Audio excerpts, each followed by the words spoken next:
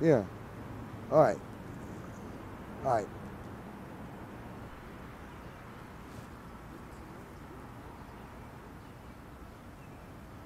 I gravitate to parks.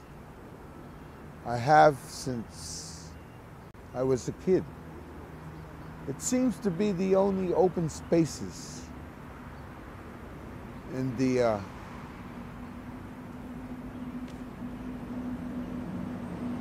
cities. Now,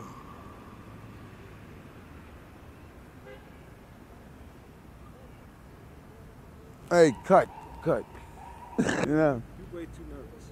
Yeah, I'm camera shy too. Is it coming? Are you seeing things?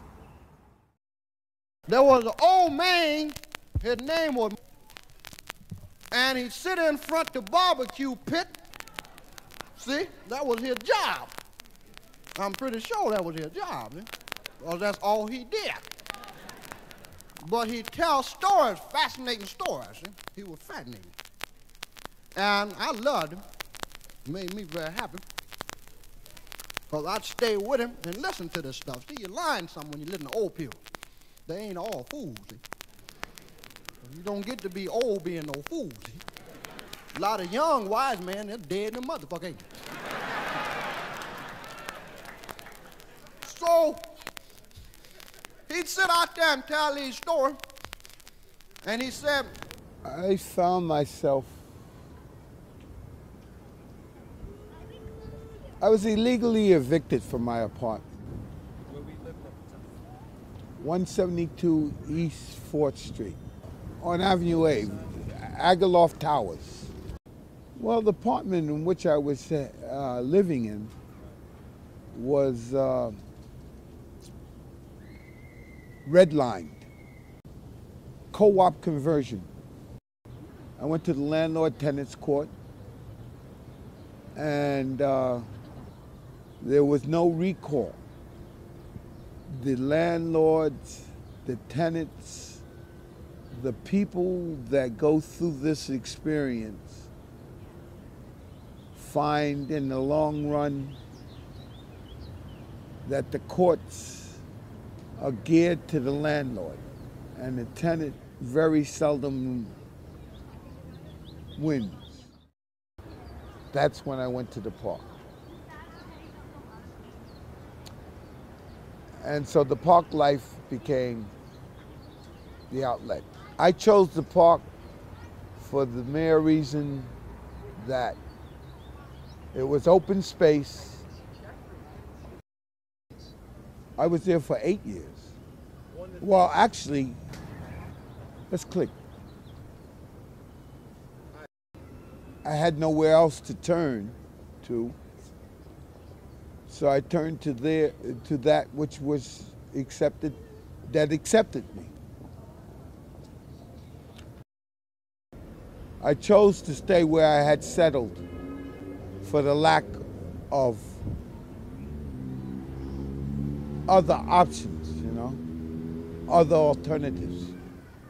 When I originally went into the park, it was sort of 10 to maybe 12 people were residing in the park at the time.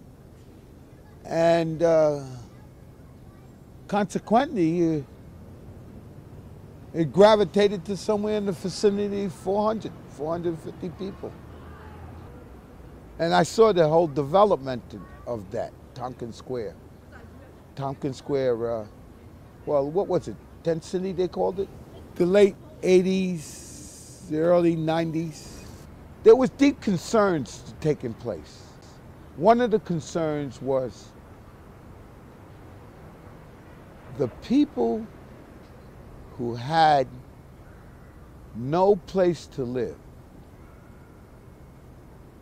were living in a place that was accepted for them to live. Simply because of the fact that they said, we'd much rather have them living there than living in my hallway, or living on my roof, or living in my basement. or living in my elevator shaft or elevator. So they said park is an acceptable place for living. And I came to that conclusion when I first moved there. I figured, hey, you got to live somewhere. Might as well live in the park. And I did. After the park,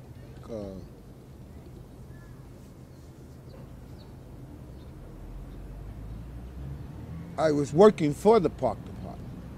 How'd you start working for the park department? I was taken in under the wings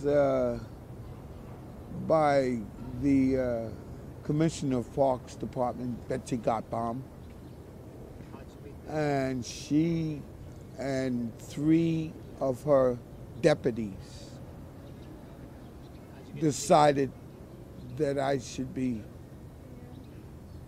employed by the park department as opposed to residing in the park How'd you get through the notoriety of the park experience. when you say notoriety, how do you mean notoriety? Well, there was a lot of coverage. You remember during the period?